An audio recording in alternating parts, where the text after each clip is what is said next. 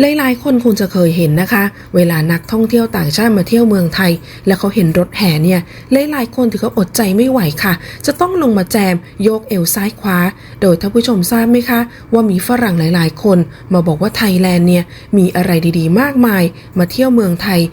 365วันก็ไม่พอเพราะว่าเมืองไทยนั้นครองใจนักท่องเที่ยวไปได้ทั่วโลกแล้วเวลาเห็นรถแห่กลองยาวผินซิ่งวัฒนธรรมไทยต่างๆตอนนี้แนะนำให้รีบจดลิขสิทธิ์โดยด่วนเลยนะท่านผู้ชมทราบไหมคะว่ารถแห่นั้นถือเป็นสื่อการแสดงพื้นบ้านที่เป็นการแสดงแบบวงดนตรีงานรื่นเริงที่อยู่บนรถบรรทุกที่สามารถเคลื่อนที่แสดงตามพื้นที่ต่างๆแต่ว่าต้องมีการขออนุญาตจากหน่วยงานรัฐเพื่อทำการแสดง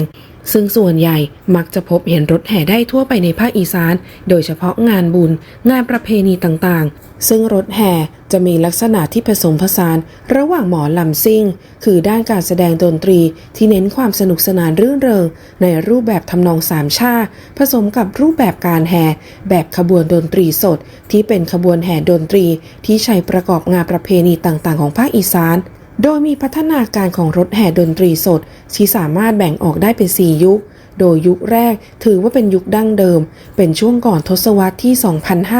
2520 เป็นยุคที่นำเอาเครื่องดนตรีพื้นบ้านอีสานไม่ว่าจะเป็นกลองยาวพิณแคนชิงฉาบมาแสดงในลักษณะขบวนแห่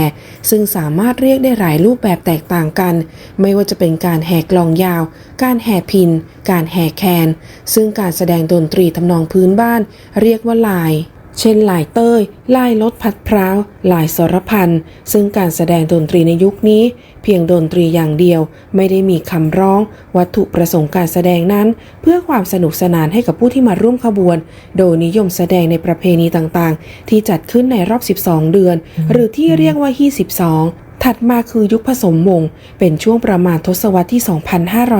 2520 ซึ่งเป็นยุคที่นำเอาเครื่องดนตรีพื้นบ้านมาผสมผสานกับเครื่องดนตรีสากลจนกลายเป็นวงที่ใหญ่ขึ้นไม่ว่าจะเป็นกีตาร์เบสคีย์บอร์ดแต่ว่ายังคงเครื่องดนตรีพื้นบ้านอย่างเช่นพิณหรือว่าแคนเป็นอัตลักษณ์ความเป็นอีสานเอาไว้และยังไม่มีคำร้องในการแสดงแบบเดียวกับยุคดั้งเดิมโดยจะใช้รถเข็นรถบรรทุกเครื่องขยายเสียงเพื่อใช้แห่โดยลักษณะการบรรทุกเครื่องดนตรีที่อยู่บนรถเข็นมักจะเรียกว่ารถยูโดยการแสดงดนตรีนั้นยังคงเป็นดนตรีทำนองพื้นบ้านและนิยมแสดงในงานประเพณีที่12รวมถึงเริ่มมีงานรื่นเริงของชุมชนและยุคที่3เรียกว่ายุครถแห่ดนตรีจะเป็นช่วงประมาณกลางทศวรรษที่ 2530 ซึ่งในยุคนี้จะเริ่มมีการนำเอารถบรรทุกขนาด4ล้อใช้บรรทุกเครื่องเสียงเอาไว้บริเวณท้ายกระบะเรียกว่ารถแห่ซาวด์และก็มีการเชื่อมต่อระบบเข้ากับเครื่องเสียงที่ติดอยู่กับตัวรถซึ่งการแสดงดนตรีในยุคนี้เริ่มจะมีการเปลี่ยนแปลงจากยุคดั้งเดิมและยุคผสมวงโดยมีการเปิดแผ่นเสียงที่มีทั้งดนตรีที่มีเนื้อร้องแล้วก็ไม่มีเนื้อร้องแต่ถ้าหากเป็นการแสดงสดก็จะไม่มีเนื้อร้องนอกจากนี้ยังเริ่มมีการใช้ในกิจกรรมที่หลากหลายมากขึ้นไม่ว่าจะเป็นการแห่โฆษณาเพื่อประชาสัมพันธ์และยุคที่4ก็คือยุครถแห่ดนตรีสดจะเป็นช่วงปลายทศวรรษที่ 2550 ซึ่งเป็นยุคที่ได้นำเอารถแห่ดนตรีมาพัฒนาให้สามารถแสดงดนตรีและขับร้องสดได้บนรถซึ่งเป็นการบรรเลงดนตรีที่มีรูปแบบใหม่และแตกต่างไปจากเดิมมีการนำรถบรรทุกขนาดใหญ่มาบรรทุกเครื่องขยายเสียงที่มีขนาดใหญ่เทียบเท่ากับตัวรถคล้ายกับเวทีหมอลำมีระบบเครื่องเสียงและอุปกรณ์เครื่องดนตรีที่หลากหลายพร้อมกับระบบแสงสีเสียงที่สามารถบรรเลงดนตรีได้เมื่อเวลารถเคลื่อนที่ไปยังสถานที่ต่างๆในส่วนของการแสดงก็มีทั้งการบรรเลงดนตรีทำนองพื้นบ้านและดนตรีที่มีคำร้องขณะเดียวกันการแสดงของรถแห่ดนตรีสดส่วนใหญ่ยังเป็นการแสดงที่เกี่ยวข้องกับงานบุญประเพณีรวมถึงงานเฉลิมฉลองต่างๆตามที่เจ้าภาพว่าจ้างโดยพัฒนาการของรถแห่ในแต่ละยุคได้แสดงให้เห็นถึงการปรับตัวของสื่อพื้นบ้านที่ก่อให้เกิดขึ้นเป็นรถแห่เริ่มจากยุคผสมวงที่ขบวนแห่ดนตรีสดเป็นสื่อพื้นบ้านดั้งเดิมโดยมีการนำเอาเครื่องดนตรีสากลมาใช้แสดงร่วมกับเครื่องดนตรีท้องถิ่น รวมถึงมีการนำเทคโนโลยีเครื่องเสียงมาใช้ก่อนจะพัฒนาก่อรูปขึ้นมาเป็นสื่อพื้นบ้านใหม่อย่างเช่นรถแห่ที่เป็นการแสดงดนตรีสดบนรถโดยมีความเป็นสากลความทันสมัยแต่ยังคงอัตลักษณ์ความเป็นท้องถิ่นผ่านเนื้อหาเพลงและทำนองดนตรีที่เป็นรูปแบบท้องถิ่นโดยลักษณะนี้นับเป็นรูปแบบการปรับตัวรูปแบบหนึ่งผ่านการหยิบยืมเทคโนโลยีและวัฒนธรรมสากลมาผสมผสานกับความเป็นท้องถิ่นเพื่อให้สามารถอยู่รอดและสืบทอดต่อไปได้โดยรูปแบบการปรับตัวของรถแห่นั้นนับเป็นลักษณะของการปฏิสัมพันธ์ระหว่างโลกาภิวัตน์และความเป็นท้องถิ่นรูปแบบหนึ่งโดยการนำเอาวัฒนธรรมภายนอกมาผสมผสานกับความเป็นท้องถิ่นเพื่อให้วัฒนธรรมท้องถิ่นสามารถดำรงต่อไปได้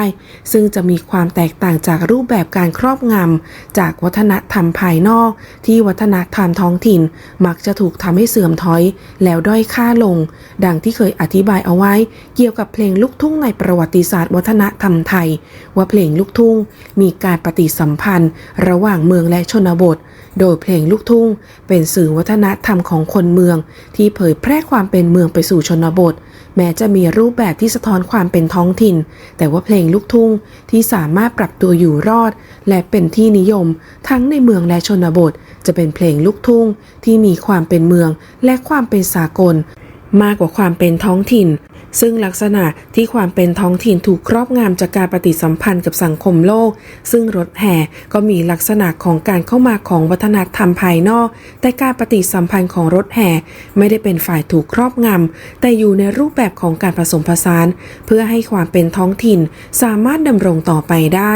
ซึ่งจากการพัฒนาของรถแห่ดนตรีสดแสดงให้เห็นว่ารถแห่เริ่มก่อรูปขึ้นมาเป็นรถแห่ที่มีการแสดงดนตรีบนรถและเริ่มแพร่กระจายในช่วงประมาณกลางทศวรรษที่